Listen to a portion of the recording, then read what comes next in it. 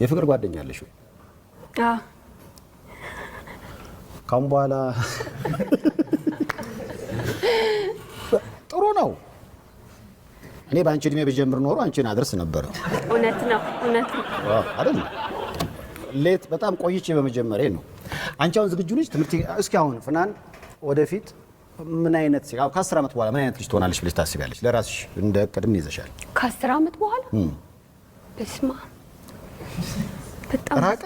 አዎ አራቀም። የ10 ዓመት ይኸውልሽ፣ መንግስት የ5 ዓመት ነው የሚያቀደው፣ ሰው ደግሞ የ10 ያቀዳል። አሁን ለምሳሌ የሁለት ልጆች እናት ከ10 ፊልም ጋር ምናምን ብላ የምታስበው ነገር አላት።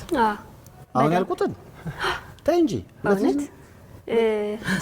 3 ልጅ እያየው ጨምራል። ሙሉ ቁጥር አድርጌው 4 ይሻላል።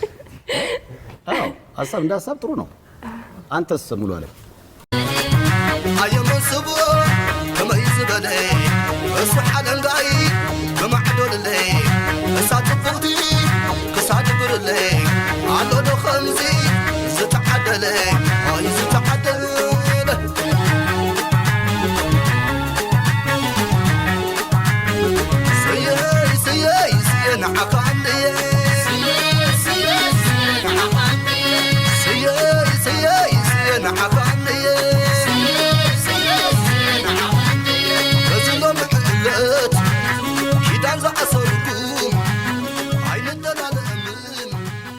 ፍናን የእናቷን ፍቅር ለመግለጽ ቃልም አቅምም የሌላት ተዋናይት ናት።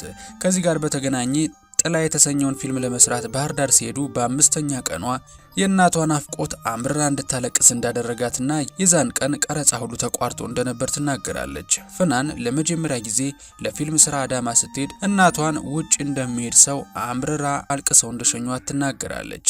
ወይዘሮ አስቴር አንድ ልጃቸውን ጓደኛቸውን ለባል አሳልፎ መስጠትና የእናትነት የክብር ወጉን ማየት ለሰርግ መሰናዳት የሚጀምርበት ቀን ዛሬ ነው። እነ ፍናን ቤት ፍቅራብ የላካቸው ሽማግሌዎች ልጃቸውን ለልጃችን ብለው ሊጠይቁ ሄደዋል።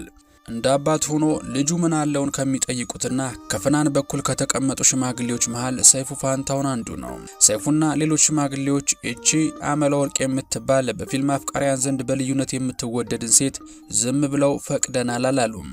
የኛ ልጅ ባሳር ተገኘሽ በፍለጋ እስኪዘፈን የፍቅራብ ሽማግሌዎች በጥያቄ ብዛትና ፈታኝነት እግራቸው መቆም እስኪያቅተው መጠየቃቸውን በኋላም ፈቅደናል መባሉን ሰምተናል። ፍናን እናቷን ብትወድም እሳቸውን ቢሳሱላትም ከቤት ወደ ትምህርት ቤት የሆነ ህይወት እንዳሳለፈች በጥብቅ ቁጥጥር ማደጓን ትናገራለች። ከዩኒቲ ዩኒቨርሲቲ በማኔጅመንት የመጀመሪያ ዲግሪዋን እንደያዘች የሚነገርላት ፍናን የዩኒቨርሲቲ ተማሪ እያለች የከበረ ደሃን ጨምሮ 2 ፊልሞችን ሰርታለች። በአሁኑ ሰዓት ከ10 በላይ ፊልሞችን መስራቷ ይነገራል።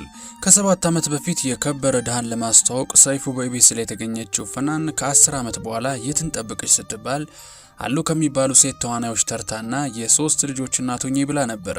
ፍናን ከፊልሙ ባለፈ የምትታወቀው የተለያዩ ሙዚቃ ክሊፖች ላይ በመስራት ነው። ለመጀመሪያ ጊዜ የሰራቸው የሙዚቃ ክሊፕ የሱ ባለው ይታየው ማሬ ማሬ የተሰኘ ሙዚቃ ሲሆን በወቅቱ ቅጽል ስሟ እስኪሆን ድረስ ታዋቂ እንደነበረችበት ይነገራል። የአሁኑ እጮኛዋንም በዚያው ዘፈን ማግኘቷ ይገለጻል።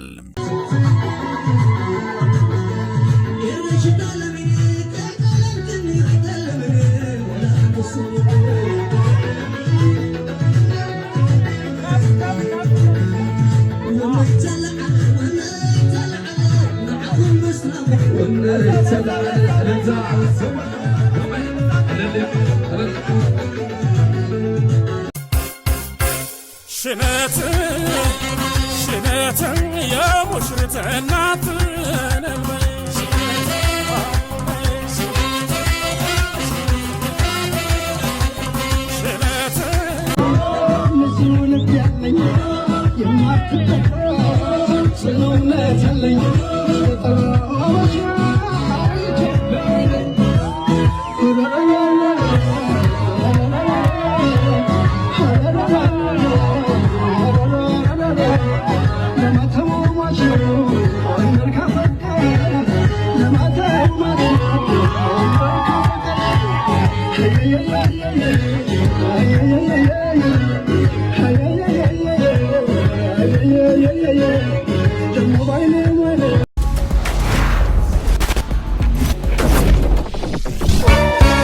የደስታ ቀን ነው የምን ዝምታ ይደበላለቅ መሬት ይመታ ምስክሮቹ የሙስሮቹ ወዳጅ ቤተሰብ እስኪ እንያችሁ ሙሽራው ሙሽራዬ ሚዜዎቹ ረና ቆምላሌ ረና ቆምላሌ ቆምላል ቆምላል ስል ምድር ያስጨንቃል ለወግ ለባህሉ እስከ ጎጃም አናውቃል ጭፈራ እንደ ጎጃም የት ሀገር ይደምቃል ለደስታ እንዲህ ነው ጎጃም ዘፈኑን ግባና አዝንበው የጎዛምኑን ነባራዊ ጭስ ናባሶ ሊበል ምድር ትጠበብ እንደንታከበን እንዲበል እንጃበል እንጃበል እንባበል እንዲበል እንጃበል እንጃበል